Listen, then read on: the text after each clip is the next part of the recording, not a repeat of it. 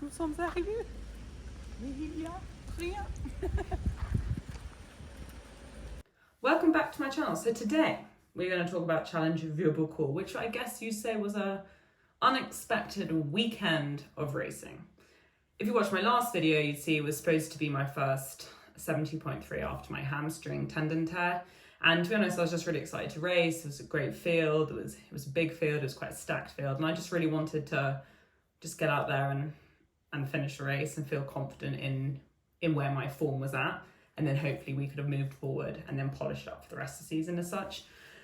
However, it didn't 100% go to plan. In the days leading up to Challenge Vieux-Boucau, we were staying with Mark and Guy in this really nice Airbnb, super chilled. It was nice to do some, I guess, recons and just like, I guess, activation sessions all together, especially as the fact that we were staying in the middle of a storm at that point.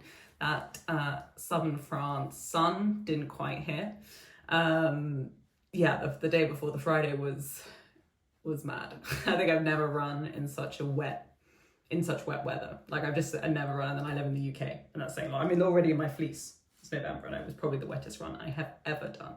Anyway, that was really nice. Good to have like pre-race lols, and always racing other people always takes, I guess, the edge off it, and just really reminds you, just we're really lucky to do what we love. And that's what I really felt into this race. Anyway, so quickly fast forwarding to Saturday morning. Again, the weather was a bit questionable, but that was fine. It was going to be the same for everyone, quite windy. Did a little warm up in the lac, which was just like a dammed marine lake, I guess, with these, what I soon found out were these massive oysters. And you can't really call it oyster vicious, but the scenes from the next day were just nuts. They completely cut, shredded. So the oysters get a mention. But anyway, yes, the race, sort of, the swim was it was this weird Australian exit. You do a loop and then Australian exit. And I had done a recon of everything, sort of felt quite confident in it. My swimming had been going okay. It wasn't the best, to be honest. And I have to say thanks to Dan and Sam for making sure I stood in the right place at the start, because I originally didn't go to where I said I would go to, and I didn't, and they moved me. So that was good. And yeah, the start, if you watched my series before, usually my starts are shocking. I had an incredible start. I was in the water behind Imo. I would say in fourth. There was Caroline, there was Imo, there was Emily Murray, and I was like, boom, I've got clear water. And usually that's the bit I really struggle with, and actually then I catch everyone back. This time I had it, and then I didn't have it. So I went into the first buoy, which is probably about 200 meters over max, just behind them, being like, brilliant, hold this space. And then everyone came back past me, and that is the group I've always wanted to be on the feet of after the start and know I can swim with them.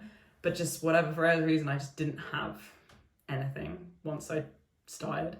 And so I was just swimming, and then I ran the sort of just before the Australian exit, the straight to come back into the Australian exit. I actually saw Jules Claudel, and I can swim with her. I've swum with her before quite a few times actually. She's a really good swimmer, good athlete, and a very strong biker, so it's a good position to be in.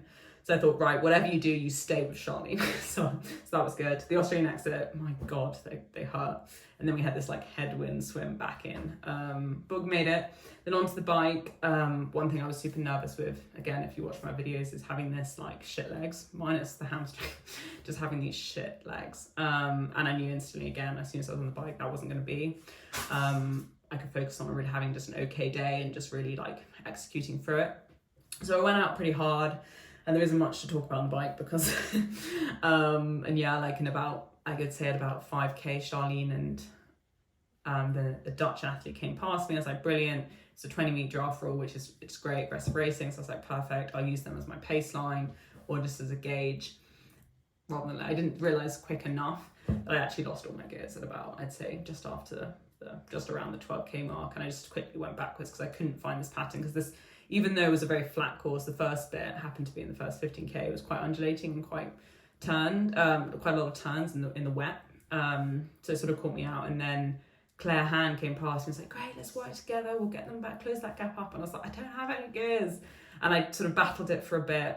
Well, I'd probably say about 3K, and I just couldn't ride the bike at all. And there was this crossroads where I better stop, and then trying to change them manually to get them into a gear that they would be more consistent versus sort of going up in power to having no power to going up. And I just, then I got stuck. Then I got it stuck in the big, and I was like, I can't ride this. So I rode home in a really bad mood, really upset. half thinking maybe I should just turn around again and keep going, then half thinking, what's the point?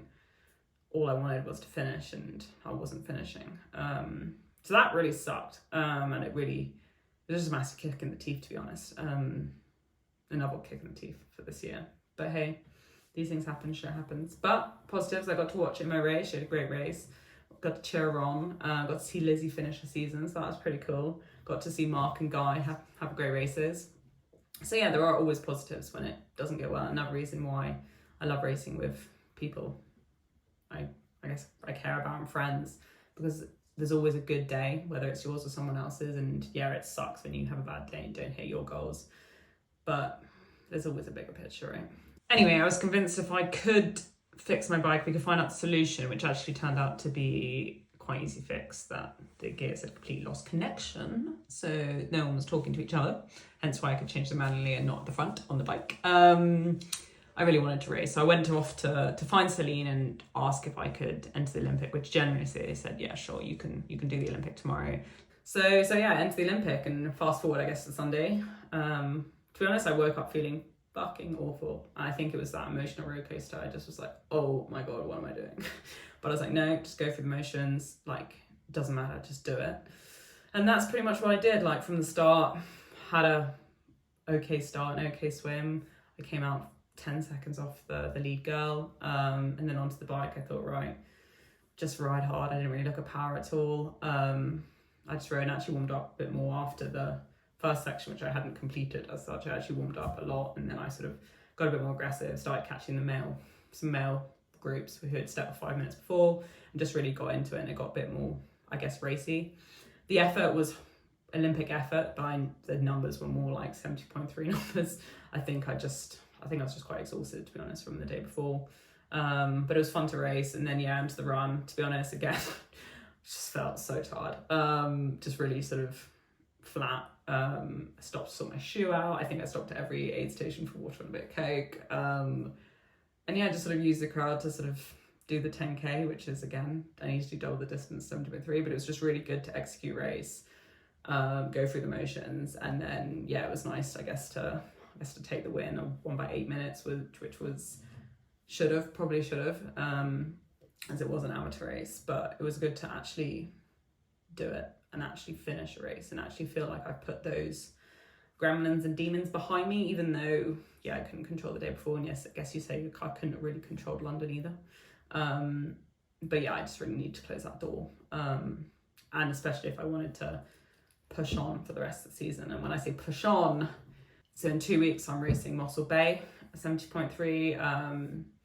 It's a small but very strong start list. I think it'll make it for a good race, and again, my aim is 100% the same. It's execute a race I'm proud of and finish one, and just aim for okay. Like, let's just be okay and tick it off. And then I hope to, if I can work it out, one, obviously body wise, see how I feel after Moss Bay, and financially I'd love to go to Bahrain, which is the 8th of December. Again, I just really need that race experience, really need to race, and really need to, I guess, find my feet. I think, and actually I said it to my physio the other day, I was like, the reason to do these races is to start next year not actually scared of racing, because I lost a lot of confidence having 2 races where both I've turned up with terrible, like my worst day of the year, and then obviously having a few DNFs, and it's just, I'm not in it for that. I really want to perform when it matters. Everyone on my team puts so much work in that if I keep messing up presentation day, then what's the point? And I need to, if I want to progress in the sport, for up the rankings, but also if I want to get sponsorships, I want to actually be able to make this a real living versus still working and trying to balance everything, which is stressful. So I'm really excited. I am excited for the rest of the season. I feel really grateful that I got the opportunity, especially after the last few weeks, especially after my hamstring. And yeah, I expect nothing. I want to give everything again. But hopefully we can polish a few things together, especially for Bahrain. If we can get there, then it's, yeah, I hope Muscle Bay is just a good, strong tick box exercise. Like, I wouldn't go if that wasn't a given. But then, yeah, really try and feel like I can race and race well. So yeah, I guess that's a long-winded summary of the weekend. 2 weekends ago. So yeah, obviously, if you want to see more, hit the subscribe button. If you have any questions or comments or whatever, just put them in the comments below. And of course, please give this a big thumbs up. It really helps, and I really appreciate your support. And yeah, you guys definitely keep me going. It's been a really long year, and I think after Bahrain I'm going to need a really long off season. I haven't told Patrick that yet, but I will take one just to mentally really just refresh and really remind myself of everything and why I do this and how lucky we really are to do what we love. So yeah, that's really cool. Anyway, thanks for all as always.